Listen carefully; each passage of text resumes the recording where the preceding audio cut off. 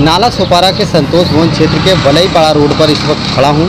सचिन देसाई नगर सेवक का ऑफिस और उनके सामने एक एम्बुलेंस में मेडिसिन है और मेडिसिन के साथ गरीबों और जो सीनियर सिटीजन हैं, ओल्ड एज के लोग हैं, उनके लिए सुविधाएं हैं। जहां एक तरफ डॉक्टरों की महंगी फीस और डॉक्टरों की खर्च और मेडिकल की जांच या फर्स्ट एड की जांच, ये सब के सब आज के डेट में लोगों के ऊपर भारी पड़ रहे हैं।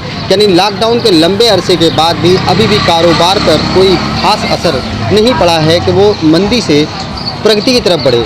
तो इस हिसाब से लोगों के पास पैसे के अभाव में काफ़ी तकलीफ़ों का सामना करना पड़ता है। ऐसी स्थिति में जब दवा खाने की रुख करते हैं या मेडिकल का रुख करते हैं लोग, तो लोगों के ऊपर भारी पड़ता है। इस प्रकार का मेडिकल कैंप समाज के लिए और जनता के लिए कितना बेहद फ़ायदेमंद साबित होता है, इस बात को जानने के लिए हम नगर सेवक सचिन देसाई के ऑफिस पर आए हैं और वहाँ पर एक एम्बुलेंस खड़ी है। एक साल निकल गया, बेहतर रोजगार देखिए, एक लंबी अवधि गुजर गई, लोगों को बेहतर व्यापार देखिए। ऐसे में जब लोगों को डॉक्टरों के पास जाना पड़ता है तो जनाब लोग सहम जाते हैं। पर अगर आपके दरवाजे पर खुद दवाखाना चलकर आए और वो भी सारी सुविधाएं मुफ्त में हो तो जरा सोचिए आपका आलम क्या होगा। इस प्रकार की सुविधाएं देने वाली जो संस्थाएं होती हैं या सामाजिक लोग होते हैं, वो मानवता का एक परिचय देते हैं, क्योंकि समय समय पर जिस हिसाब से सीनियर सिटीजन की आमदनी कम होती है और ऐसी स्थिति में वो किसी डॉक्टर के पास जाना यानी 100, 200, 300, 500 रुपए के फटके में जाना होता है। ऐसी स्थिति में ऐसे स्कैम से उन्हें बेहद लाभ होता है। वसई विरार की अगर बात की जाए तो नाला सोपारा सबसे स्लम एरिया में गिना जाता है, और उससे भी स्लम एरिया देखा जाए तो आपके नज़र में आएगा संतोष भवन, वलईपाड़ा, बिलालपाड़ा, गौराईपाड़ा, जहां पर मध्यम वर्गीय परिवार ज़्यादातर रहते हैं। इन्हीं सब तथ्यों को नज़र में रखते हुए एक युवा नगर सेवक जिसने जागरूकता का परिचय दिया और समय के अनुरूप लोगों की ज़रूरत को समझा और दवाखाना लोगों के दरवाजे तक पहुंचा दिया। नौजवानों की एक बड़ी टीम के साथ लगातार एक्टिव रहने वाले नगर सेवक सचिन देसाई, जिनके कार्यालय में आप हर आने वाले को मुस्कुराते देखेंगे, क्योंकि यहाँ आने वाला हर व्यक्ति फरियादी कम रिलेटिव ज़्यादा दिखता है, क्योंकि काम बोलता है।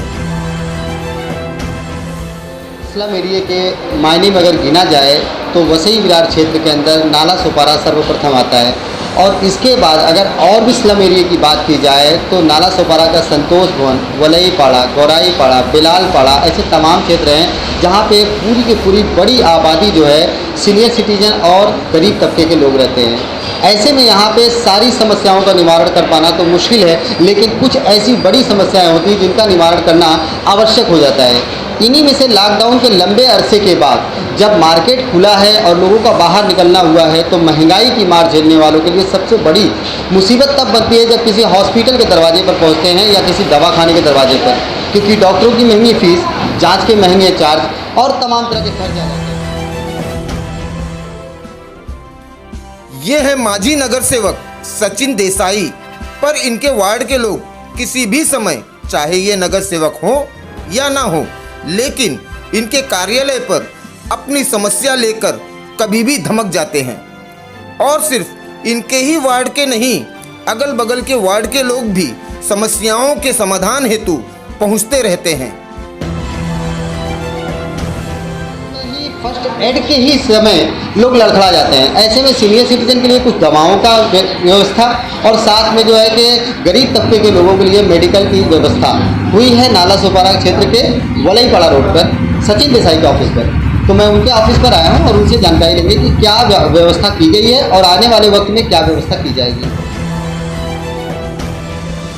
आप देख रहे हैं कि 2020 ये पूरा साल लॉकडाउन में निकल गया। उसमें युवाओं के जॉब, महिलाओं की नौकरी और आर्थिक परिस्थिति बहुत ख़राब हो गई थी। अभी लॉकडाउन खुल गया है तो इसमें से मैंने एक सोचा कि एक कैंप रखूँ। कैंप में मैंने एक बहुजन विकास आघाड़ी के हमारे लोक नेता जितेंद्र ठाकुर ने एक ब्लड डोनेट का कैंप रखा था कि पूरे भारत में ब्लड की कमतरता ना पड़े। तो वसई तालुके में से सब समाजों ने, सब पार्टी ने, सब संस्था ने एक उत्साह दिखा के ब्लड कैंप रखे थे। तो मेरे मन में ख्याल आया कि हम भी कुछ एक छोटा सा कैंप पार्टी के थ्रू रखे, बहुजन विकास आघाड़ी के। तो हमने आज एक हेल्थ कैंप करके एक संस्था है, उनके माध्यम से अपने जोड़ों के दर्द, कमर दर्द और अन्य आजार के ऊपर हमने एक कैंप रखा है। उसमें मेडिसिन फ्री में। और जैसे कि मैं आपने कहा कि यहाँ की एरिया स्लम एरिया है, जो दिन में कमाती है और दिन में खाती है, ऐसी एरिया है। तो एक सोचा कि एक समाज सेवा के माध्यम से, हम बहुजन विकास आघाड़ी के माध्यम से, और हमारे नेता का यही कहना रहता है कि आप समाज कार्य करते रहो, वो माध्यम से हमने आज ये कैंप रखा था। और आज पहले ही दिन बहुत अच्छे तरीके से उसको उत्साह मिला और बहुत अच्छे तरीके से यहाँ की नागरिक ने हमको सहकार करके इसका कार्यक्रम का लाभ लिया है।